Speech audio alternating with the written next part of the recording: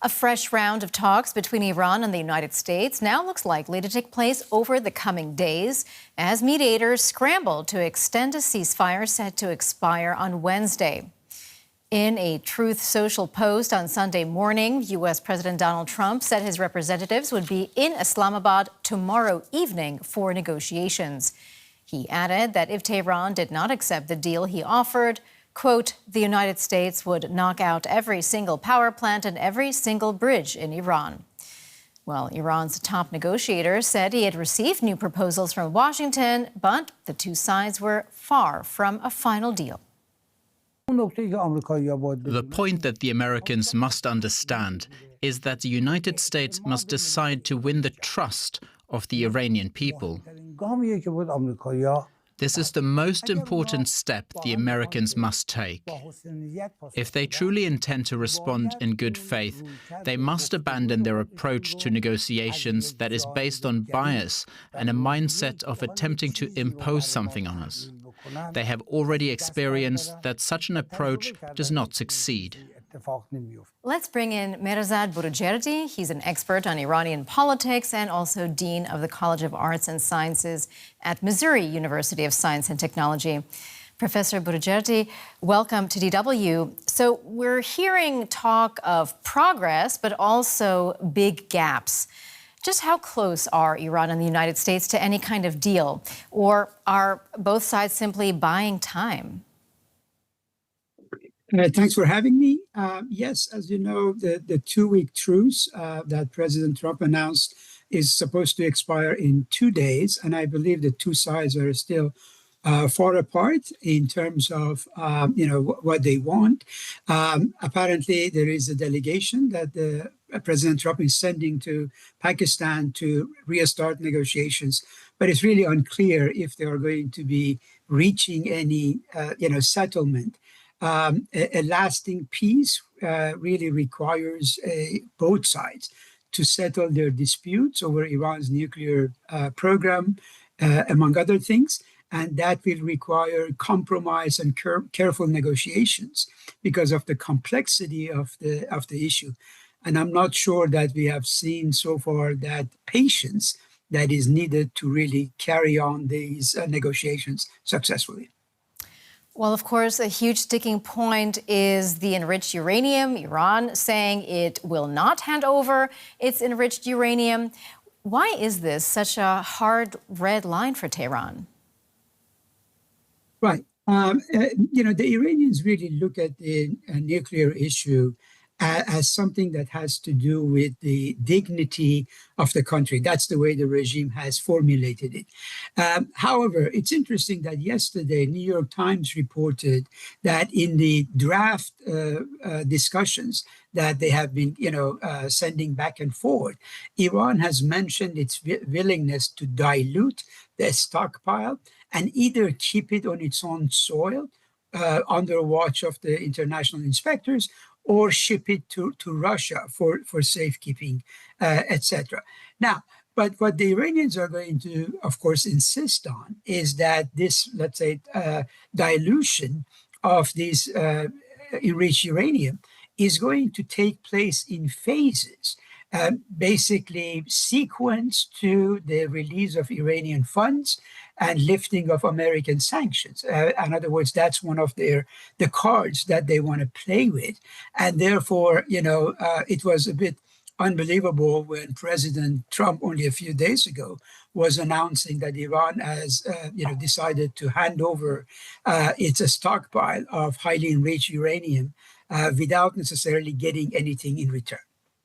Well, you mentioned this report in the New York Times. There was another report in the same publication citing U.S. intelligence, which suggests Iran still has around 70% of its missile stockpiles and 60% of its launchers. What does that tell us about Iran's resilience after weeks of these powerful strikes by both the U.S. and Israel?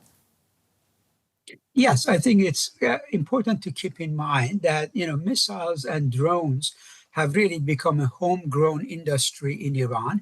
Iran managed to fire away for 40 days at various countries, 11 by my count.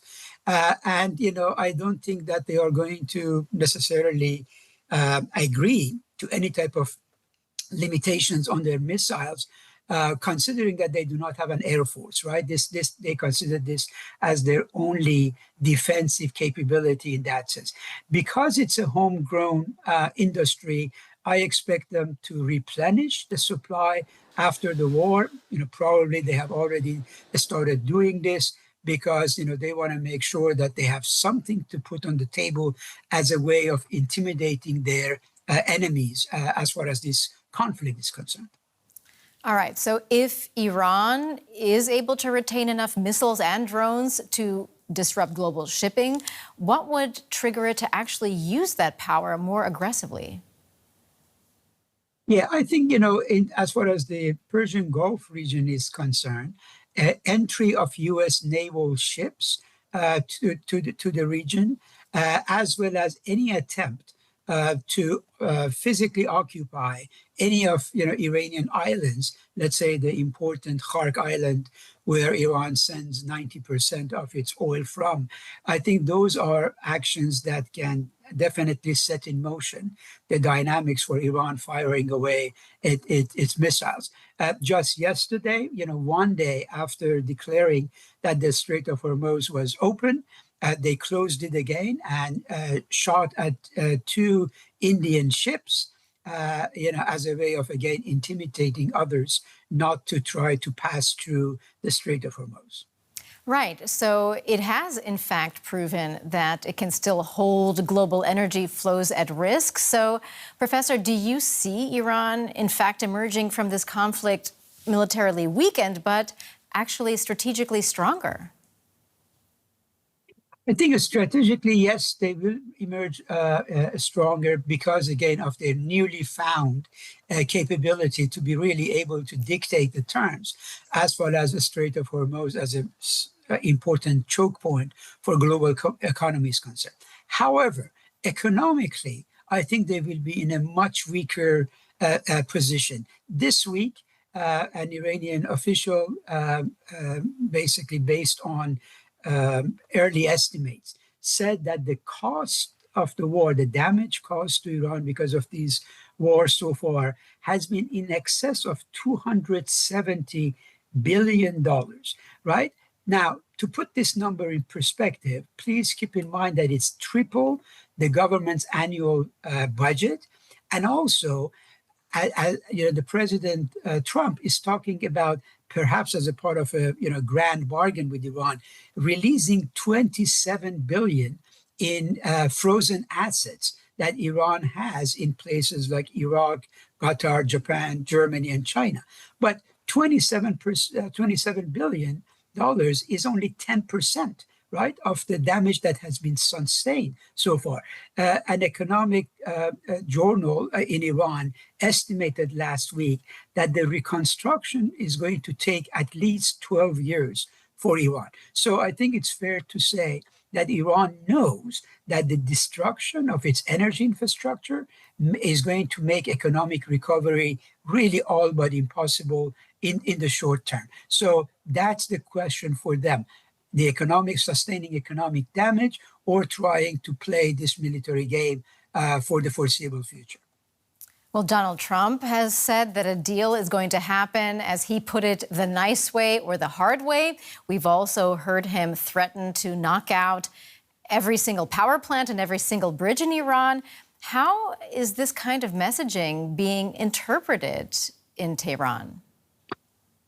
Frankly, it's being badly received, and not just by the regime and its supporters, but I think by many other Iranians who are not necessarily fond of the regime either. This is really a frontal attack on Iranian sense of pride, and resilience when president talks in such provocative terms regarding wiping out an Iranian civilization or attacking, power plants and bridges, which, of course, by any simple definition of international law, is considered a war crime, in that sense. So I hope that President Trump, realizes that this type of discourse is really backfiring. He's not, finding more supporters in Iran by speaking in such outlandish terms.